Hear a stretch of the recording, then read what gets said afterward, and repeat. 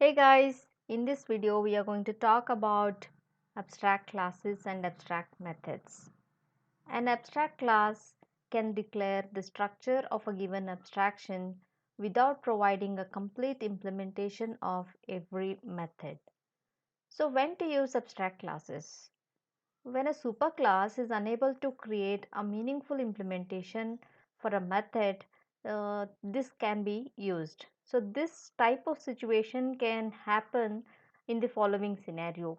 Let's take a class, a shape class. See, this we have already discussed when we discussed about a method overriding, in which we had a class called as shape, and in which we had something called as a draw method to draw the shape. So here I will write area method to calculate the area of the shape. So this is what we did, but if you look at this situation, we do not have any meaningful implementation for this particular shape, because here we don't know what type of shape it is, whether it's a rectangle, circle, square or any other shape. So we cannot provide a meaningful implementation over here. We cannot find the area of that particular shape. So in such cases we can just declare um, abstract method over here, which is going to give the structure. It is not going to provide any meaningful implementation over here. So this type of methods are called as abstract methods. So this has to begin with the keyword abstract. So whenever there is any abstract method in a class, the class has to be abstract. So now we have an abstract class shape with one abstract method area. So what we have discussed so far is, whenever a class do not have any meaningful implementation in its methods, it can declare it as an abstract method, and if there is any one, at least one abstract method present in a class, that is going to be an abstract class. So now let's say we have particular specific shapes over here, class square, extends class shape. So here we know that there is a square, and we know that to calculate the area of a square, the formula is side into side multiplied by side. So we know the specific implementation to calculate the area of a square over here. So which was not possible in case of this superclass, because it was just a shape. Here there was no meaningful implementation for that. So here we should use the implementation for this area method, and note that it should have the same signature as that of the abstract method. Similarly, if we have a class, say circle class, and we would like to calculate the area of the circle, so let me extend this from the shape class again, and here also we need to provide the implementation or the definition for the abstract method which is there in its superclass, that is area method. And this is the basic structure that we have done so far. So here S is missing, so it's giving some warning message, class circle extends shape. So we know that for these shapes there are dimensions that are required to calculate the area. So to do that, either you can accept the sides, or you can accept the base and height. If you are calculating the area of a circle, you will require base and height parameters. You can accept it in the circle class itself, or you can get it through a constructor of the base class. So any method is fine. Even when you are calculating the area of a square, what you will require is the side of a square, because side multiplied by side will give you the area of a square. So that side parameter can be accepted by providing a constructor in the uh, base class, or you can have a method to read those values. But here I am using a constructor method here to accept those dimensions. So you all know that the constructor is a special method having the same name as that of the class, and that will be called automatically whenever any object is created. And we need two dimensions, so let's take it as int or double. I will be taking it as double this time. So double, let's say x, and double y, because we require two parameters if we have to calculate the area of a circle. So I am doing this, and let's take those data members over here. Dimension 1, I will write it as dimension 1 and dimension 2, and here let me assign these. Dimension 1 equals to x and dimension 2 equals to y. So by doing this, we have assigned the values which are passed when the object was created to as a parameter to the data members. Now coming to this area method. So before this, we know that when there is a parameterized constructor in the superclass, it is the subclass's responsibility to pass on the parameters to the superclass constructor. So this we have seen in one of the videos. The same thing is applicable over here. We should have a constructor because there is a base classes constructor and that requires a parameter. Then obviously we have to have a constructor over here.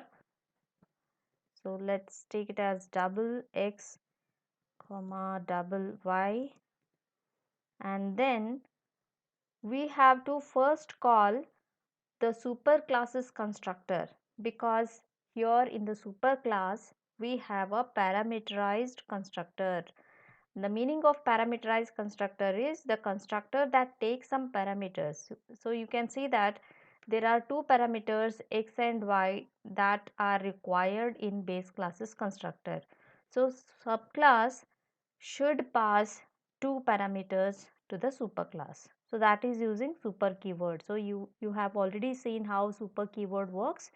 So the same concept is applicable over here. We will be passing two parameters, that is x and y over here, and then this is the area method. So in the area method we have to write the formula to calculate the area of a square. So that's very simple. To calculate the area of a square, the formula is area of a square. So use the concatenation operator over here, and dimension 1 multiplied by dimension 2. So this is the formula to calculate the area of a square. And then coming to the circle. So in the circle class also we have to have a constructor, because circle is also a subclass of shape class, and in shape class we have a parameterized constructor. So remember, whenever we have a parameterized constructor, without fail you should provide a parameter, you should use the super keyword through which you are passing some parameters. So this is double x comma double y, and we have to use the super keyword over here. I hope you remember that whenever we have to use the super keyword in the constructor, it has to be the first statement. You cannot replace the order over here. So here we have to pass x and y. So this is the a constructor call, and then to find the area of circle, or if you can use a triangle instead of a circle,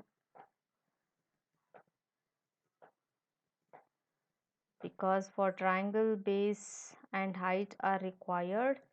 So let me change this to triangle. You can even have the circle, but you have to provide the proper implementation when you are calculating the area of a circle. So here it is, area of triangle.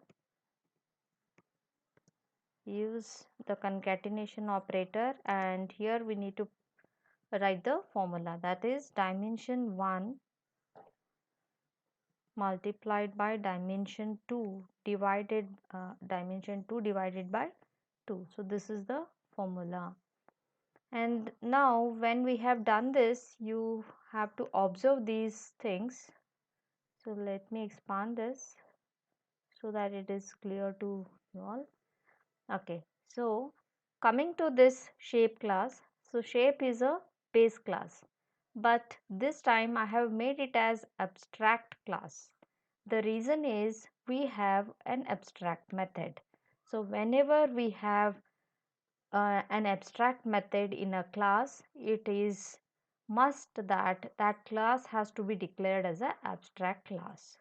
So abstract methods are the ones which will not provide any definition or any implementation. There is no body for this method. It is only the declaration. It just shows you the signature, what should be the return type, what are the parameters to be passed, and all those stuff should be included there. But the subclass's responsibility is, whenever you have subclass like square is a subclass here, subclass of shape class. So square has to provide the body for this area method. It has to provide the implementation for area method, and note that you are not supposed to change the signature of the method. The meaning of this is, whatever is the return type, it has to be same in the subclasses also. So in the base class, the abstract methods return type was void. So here also it has to be void, and it is not taking any parameters. So here also it should follow the same format. Same thing is applicable for the triangle class also. Here we are providing the implementation of area. And coming to the main method, I have to create the main method because the execution of the program starts from the main method. So for that sake, I have taken a demo class, and there is a main method here. And let me create the objects of square and triangle here. Square s equals to new square. This is how we create the objects. And here you have to provide two parameters. It should not be empty pair of parentheses. If you do this, you will definitely get a warning message over here. The constructor square is undefined, because here we have a parameterized constructor defined. So we will obviously expect two parameters over here. So we should provide the dimensions over here. I will provide 10 comma 10 over here for the square. And to create the triangles object, triangle T equals to new triangle. And here also we are not supposed to leave it empty, need to pass some parameters. Dimensions have to be passed because there is a parameterized constructor.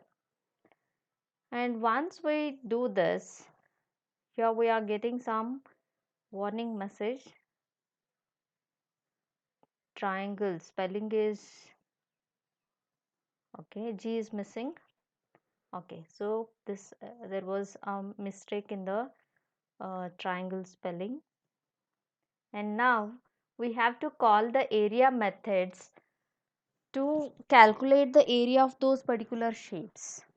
That is, to calculate the area of square, we have to use the object of square, that is s, dot, the method name is area, this. And to find the area of triangle, we have to use the object t and the method name is area. So this is how we are going to do this. And let's run this code and see whether we get the area of triangle and square properly calculated. So area of square is 100 and area of triangle is also 100. It is showing it as 100. So let's see. Now one very important uh, thing to remember here is you cannot create object of the abstract class. So here the abstract class name is shape. So let me create this shape s1 equals to new shape and pass two parameters to this. No, it is giving some error. The reason is you cannot create object of an abstract class. You cannot instantiate the abstract classes. The reason is whenever you have abstract methods, there is no meaningful definition that is provided over here. So there is no use of creating such objects of such classes. So note that one cannot create the objects of abstract classes. This is not possible.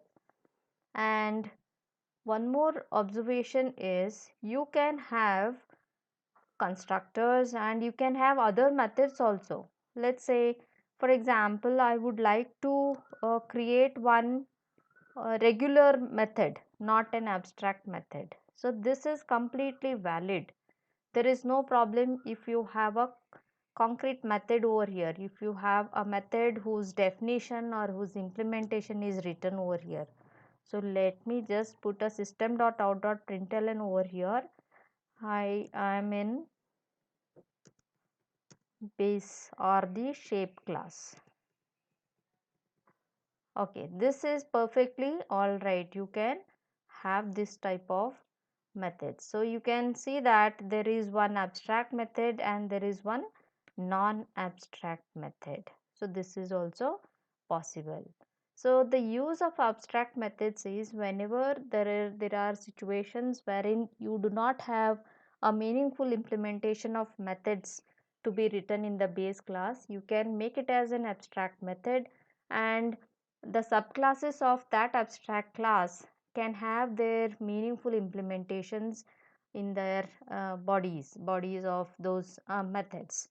So this is all about abstract classes. So some of the points to remember here is an abstract class must be declared with an abstract method, and it can have abstract and non-abstract methods. So just now we have seen that there is one non-abstract method, that is show method is non-abstract whereas area is abstract method, and it cannot be instantiated. So we know that we cannot create the object of shape class. We tried doing that, so it did not allow us. And it can have constructors and static methods also. So you can see that we have a constructor that is defined in the shape class, so that is absolutely fine. Even you can have static methods also, and it can have final methods which will force the subclass not to change the body of the method.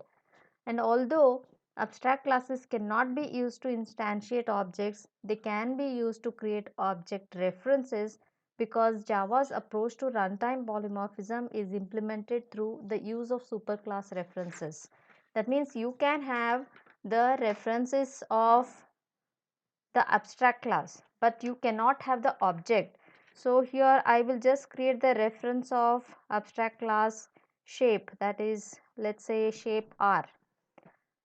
This is possible, but if you are trying to create an object of this, it will definitely give error. So this cannot be done. This cannot be done. So here you are getting an error. So you can create the reference of the abstract class, and through which you can achieve dynamic method dispatch. That's one of the very important concepts that we have already learned. So how to do that? If you want to use dynamic method dispatch, over here the superclass's reference is used, that is R. R equals to, you need to assign the subclasses object to superclasses reference. So R equals to S. So yeah, what is S here? S is object of this square class. Square is the subclass. So you can do this way, or you can even do it like this. R equals to new triangle. So let me remove this. See, both the methods are valid. You can just paste it over here. Let's put it over here, and instead of using S and T, we can use R. We can use R over here. So this time it is going to do the dynamic method dispatch. That means method will be called based on what type of object is assigned to the base classes reference. So this is going to happen during runtime. So here let me do this. Okay, so this is how we can achieve dynamic method dispatch also, and this is all about abstract classes. And that's all for now. In the next video we will come up with another concept. Till then, take care. Bye bye.